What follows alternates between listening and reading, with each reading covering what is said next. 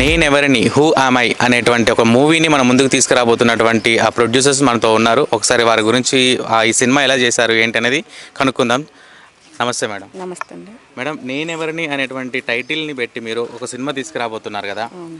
ఈ సినిమాలో మళ్ళీ ఇంకోటి మేము విన్న విషయం ఏంటంటే రాజేంద్ర ప్రసాద్ గారు ఉన్నారు, ఆయననే ట్రైలర్ లాంచ్ చేశారని చెప్పేసి విన్నాము. దీని మీద మీ ఒపీనియన్ ఏంటండి?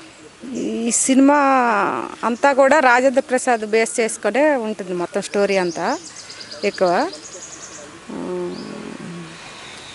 ఓకే మేడం, రాజేంద్ర ప్రసాద్ గారు ఎన్నో గొప్ప సినిమాలు తీశారు, హిట్ మూవీస్ తీసినటువంటి ఒక గొప్ప ఆర్టిస్ట్ ఆయన.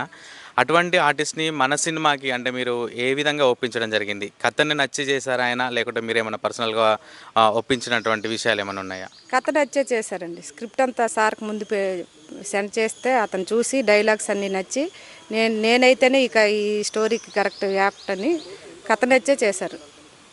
మూవీ ఏ రోజు రిలీజ్ అవబోతుందండి? 29 అండి, ఫ్రైడే.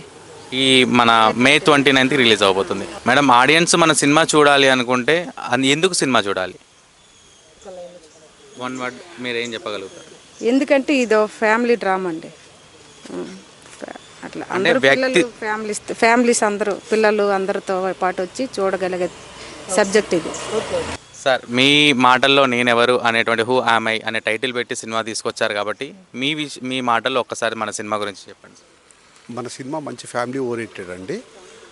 సినిమా ఎట్లా ఉంటుందంటే స్టార్టింగ్ నుండి ఎండింగ్ వరకు కూడా సినిమా ఎక్కడ కూడా నీకు ఇంకా తర్వాత ఏముంటుంది, ఇంకా తర్వాత ఏం జరుగుద్ది అనేది ఉంటుంది.